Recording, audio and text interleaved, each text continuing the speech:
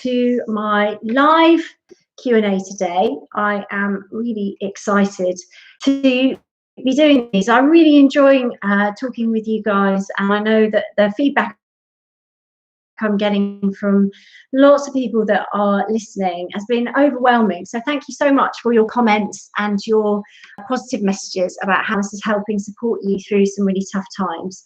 I know there's so many of you out there in lots of different situations. So some of you are going through a breakup. Some of you have been through a breakup very recently. Some of you it's happened during lockdown. There are so many people going times right now and asking me questions and saying this is different. So obviously that makes it all so much worthwhile for me. So I'm glad that I'm able to help, and thank you for your lovely messages you've been sending me. So yes, I am really interested to help you with that. I've had some really interesting meetings with people over the last couple of days, and one of the things that I've noticed is that a lack of self-confidence and self-belief, or that, you know, one of the things someone said to me this morning, actually, I was in a meeting this morning, someone said, you know, I wish I could do more videos, Sarah, and FaceTimes with friends and things, but the thing is I put on so much weight over the last couple of years. Many people suffering from confidence issues, self-esteem issues. I think lockdown doesn't help with that because it makes us very insular, and when you're insular and thinking about your own thoughts and ruminating on everything that's going on in your life, it can actually damage your confidence in a way if you don't take control of it. And so one of the things I wanted to talk to you all about today is about how do you take control of your brain, because self-confidence and self-esteem issues about how you are physically, that's normal. Okay, everybody has things they don't like about their body. Everyone has things they don't like about. I had a client the other day was saying to me something about her face she didn't like.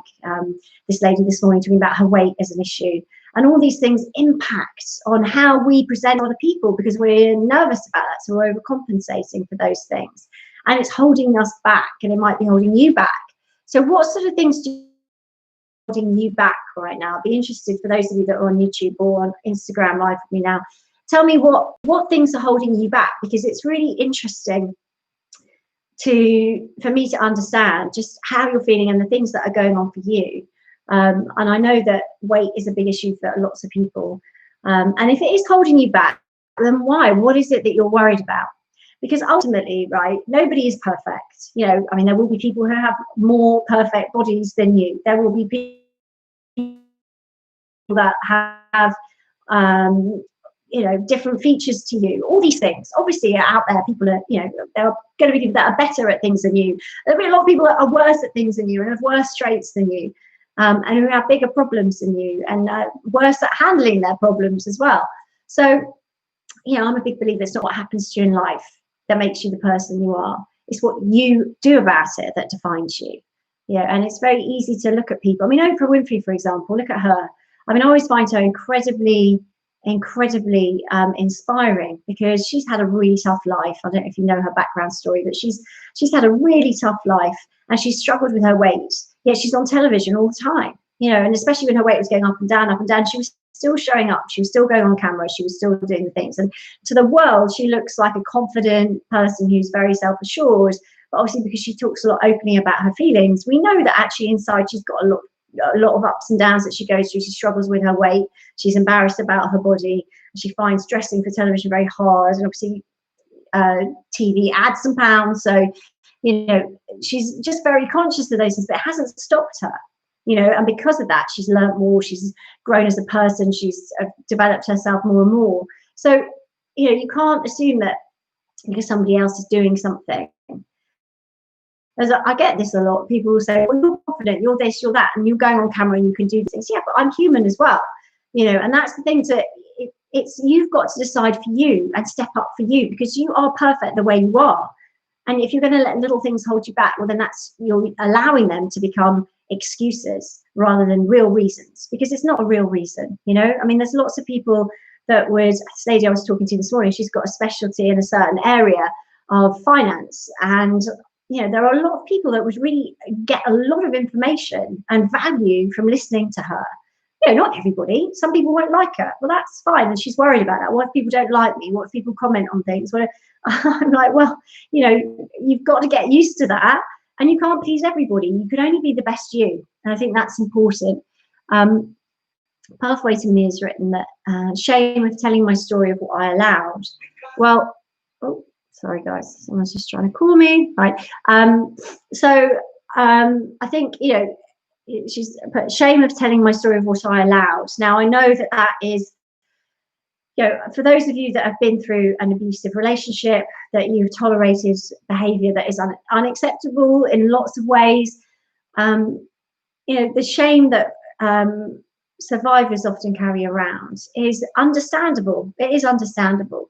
But you've got to look at, if you carry on feeling and dragging that shame with you, sorry, I don't know even who these people are that are calling me right now. If you carry on, if you drag that with you and you keep on dragging it with you all the time, then what that means is that you're still hanging on to it. It's still baggage for you to drag around with you. And what I truly, truly want for you is to come out the other side from an abusive situation, from a difficult situation, from lockdown, from your breakup, as invigorated and a new shiny person. We all go through difficult stages in life, but it's not, as I said before, it's not what happens to you in life that defines you. It's not the abuse, it's not the tough situations. It's what you do about it that defines you as a person. It's what you do about it that makes you the person that you are. So do you go down and say, you know what, this happened to me, so therefore I'm going to feel ashamed, I'm going to feel guilty? Or are you going to say, flip it? One of my techniques is flip it, which is, okay, well, what's good about this? I've been through this tough situation. What have I learned from it that's going to improve my life? What have I learned from it that I can use to help others? What have I learned from it that I would never have learned any other way?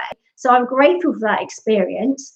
It was tough, but it's made me who I am. It's developed me as a person. It's made me reassess my boundaries. I will never allow that again. So I've come out wiser, stronger, more confident, more self-assured. I've got a radar for abuse. As soon as anyone lies or cheats or is deceitful, or I feel controlled, or your instinct starts kicking off going, oh, I feel uncomfortable, you're out. You deploy your parachute, as I always talk about, and you're off out of that building straight away. That relationship, that connection is gone. Okay? So, I want this for you. I want you to see that it is possible to come out of really traumatic situations. And the way that I found for myself and for my clients, and if you watch, we were talking yesterday about inspiring true movies, that things like that where people have turned their lives around completely turned their lives around. The way you do that is by looking at the lessons you learn from it. What have I learned from this, and how can it help me moving forward? It's not by saying, right, this has happened to me, so now I'm damaged. Yes, you may have scars from your whatever's happened, whether they're physical scars, mental scars, emotional scars. Most of us have some scars from some life experience or several life experiences or a period of our lives. Most of us have those scars. But the difference is between the people that let them define them and their future, because your scars do not have to define you. You may have them, but they don't have to define you. They can be learning. They can be, right, okay, I've gathered that extra learning. Who are you now that you've come out the other side? Who are you now you've been through that traumatic experience? What have you learned? What have you learned that you don't want to do anymore? What have you learned about human nature that you just will avoid now in certain people for the rest of your life? This is important information. Without those experiences, you wouldn't have that. So what I want for you is not to let that be the grey cloud that follows you around. Go through the trauma and come out the other side with almost like, right, well, I've earned that. I've earned that stripe. I've earned that scar. I've earned that. And what have I learned from it? I've learned that I will never go there again. I've learned that I need to have my boundaries up here. I've learned that some people will go out of their way to control, demonize, and hurt you. I've learned that I don't know how some people sleep at night the way they treat other people. You may have learned all those things. So instead of then saying, well, I'm ashamed of myself, no, please no, because I don't want that from you. I want you to feel empowered by this and to be able to say, you know what, that's them. They live with that. They live with the shame that they can treat people like that. Or maybe they are so narcissistic in their ways that they cannot have any empathy at all, in which case you're lucky you're not them. People like that are never happy. They can't be happy. Unkind people are not happy people. And what we have to focus on is you. So shift your focus away from them. Let go of the shame and embrace the learning. Swap it for something else. Remember, I always say you can't stop doing something unless you replace it with something else. And that's what I want for you. I want you to be able to replace it with something else, something more empowering, something more upbeat, something that you can take that's going to help you move forward.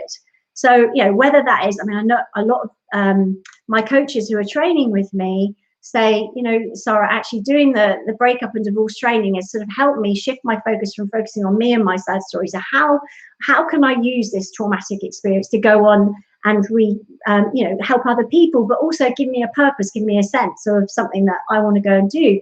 And the reason I train people is because that's what happened to me. When I went through my breakup, I remember sitting on a beach in Australia, and I had an office out there with my ex-husband, and I got out there for business, and I'd gone with a friend who was also working with us at the time, so she'd come out on the journey as well. And we were sitting on this beautiful beach in Balmoral Beach. I don't know if you know that, it's just outside of Sydney.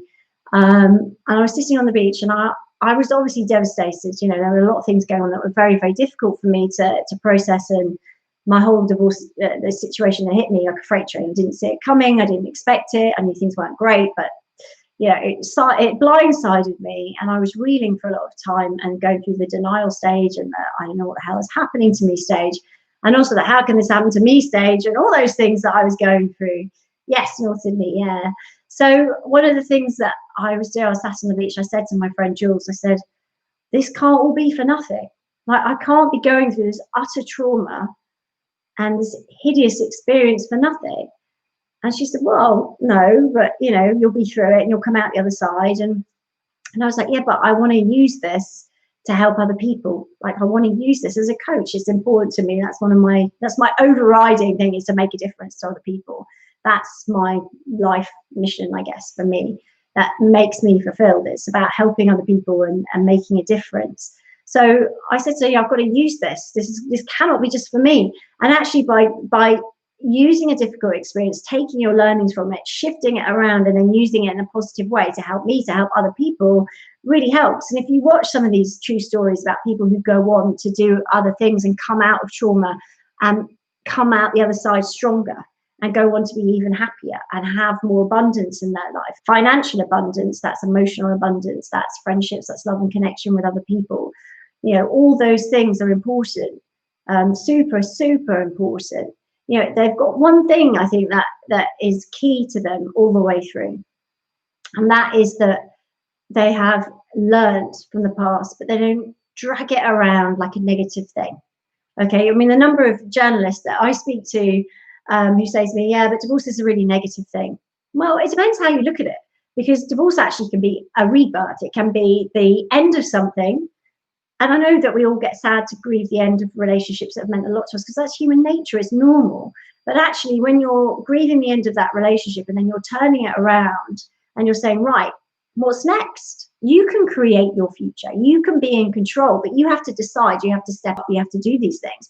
And accepting yourself for who you are is number one point of that. You have to accept that, I'm never going to have that perfect body, or I'm never going to have that. And you can obviously change that if you were committed. And I've got friends that have completely changed their body shape in their 40s because they just went, you know what? I want to change things. And look at Davina, Davina McCall, who does all the workout videos. She hasn't always been like that. There's lots of evidence to show that you can change things and you can have, but if that's not your thing, then learn to be happy with what you've got and be okay with it. Because if it's, and people say, well, yeah, but I'll never find love because, I'm overweight. I had actually the other day, or I'm never going to find love because, my ex said I was unlovable, or I'm very needy, or, all the things that I hear on a daily basis.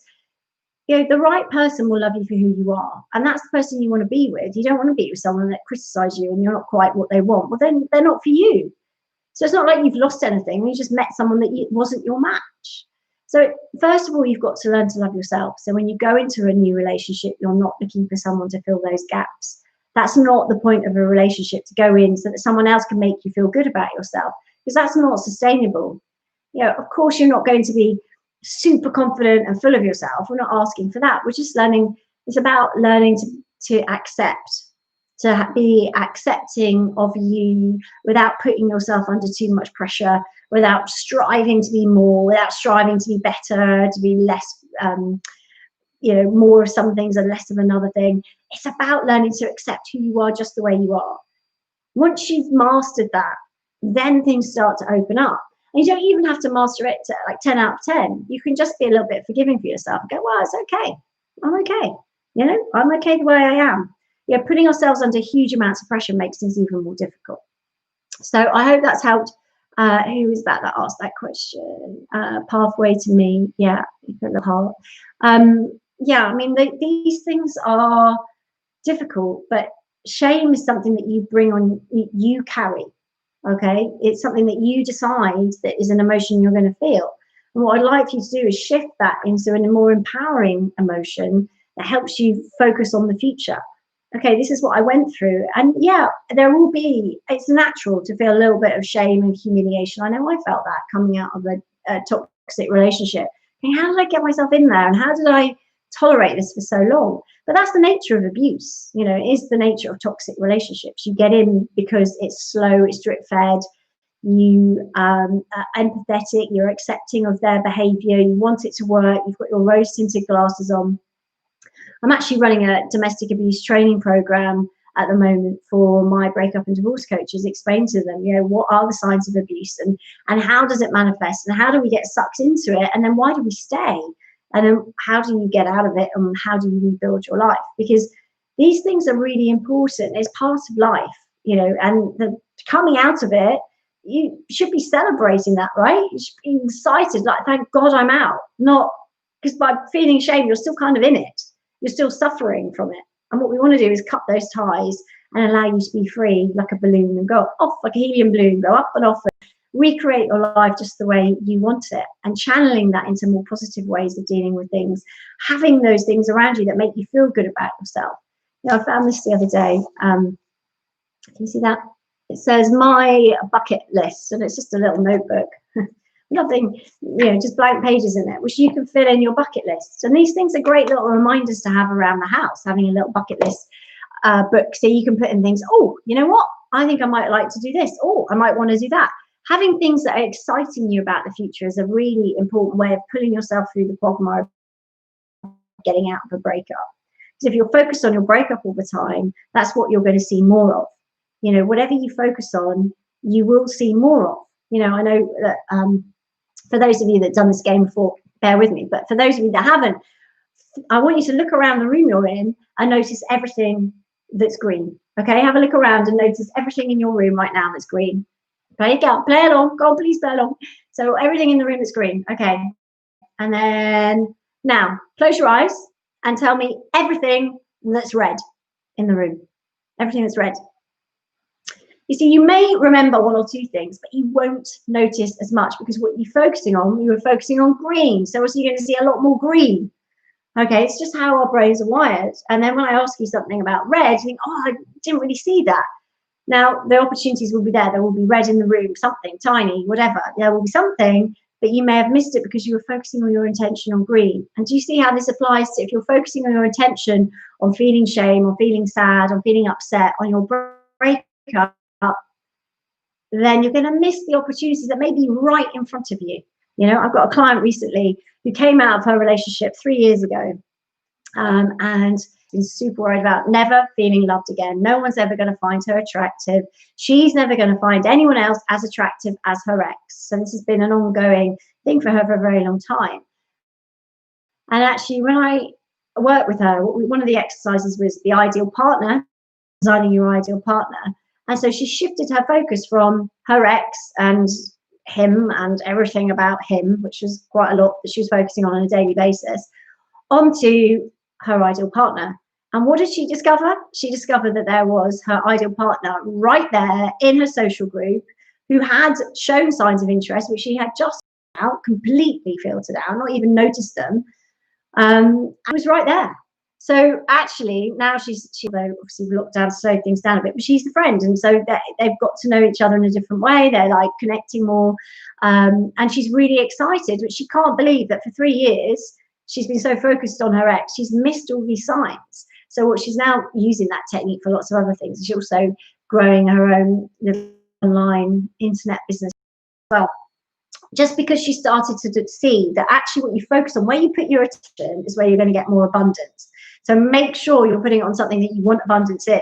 Like you want more abundance on things like, the positive things, the things that are going to change things for you for the better, not negative things. So that's why it's so important to take control of what's going on in here.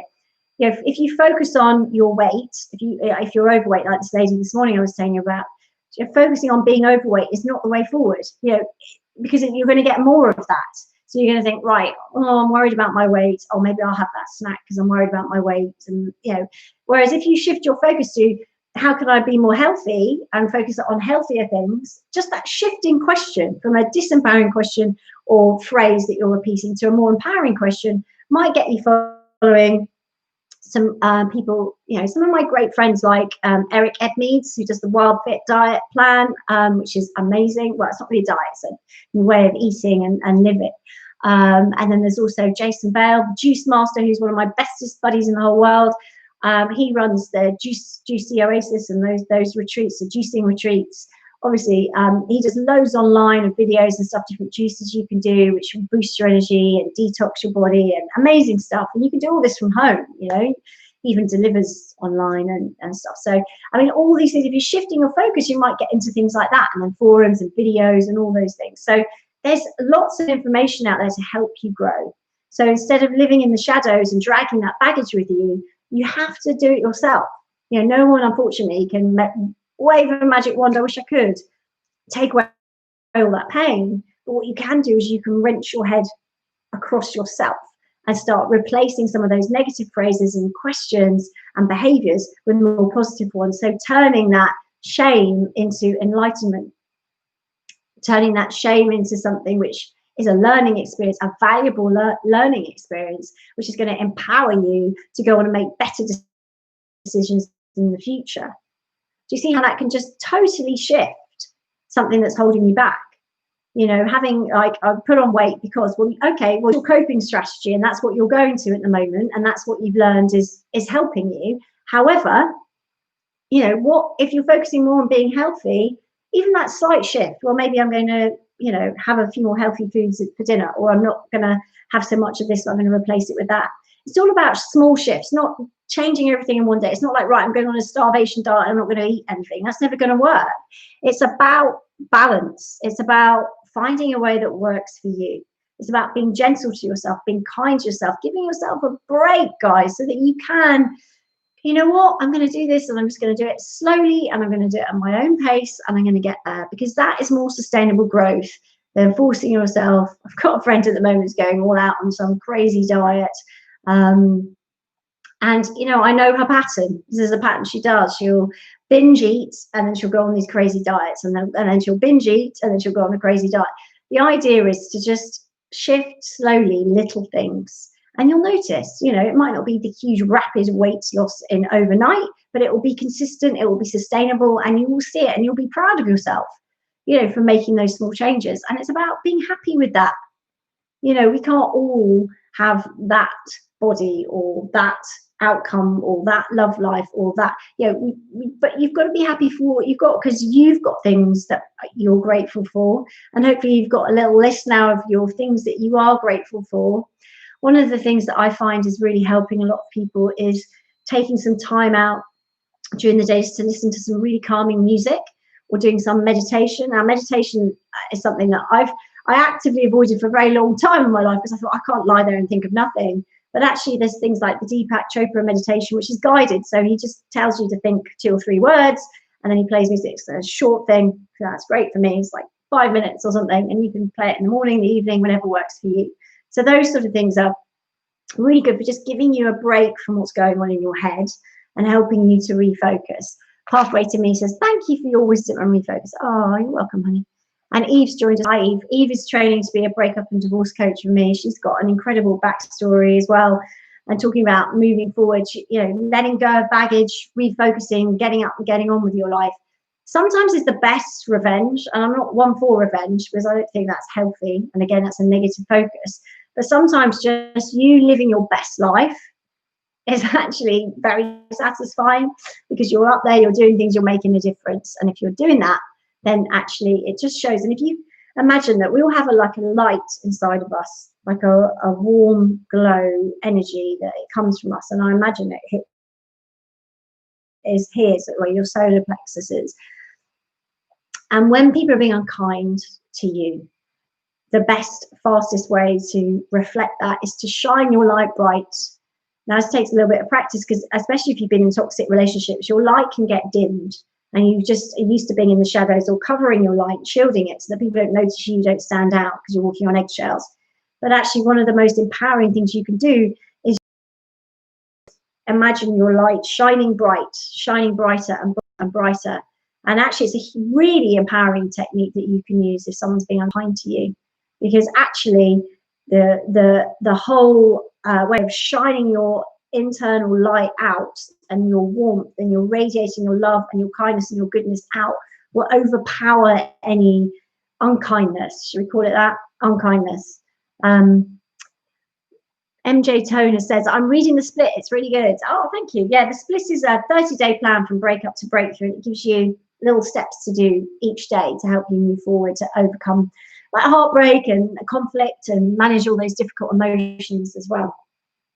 Thought Health says, is it possible to sign up for your coaching course now and wait a few months before commencing it? Yeah, I mean, absolutely. You can become a coach. Actually, if you're going through breakup, some people are quite therapeutic. I know Eve as well did it, didn't you? So, you know, you can sign up and do it in your own time. The whole thing is it's based. So you can dip in and out. It's about 40 videos. If you become a breakup divorce coach button,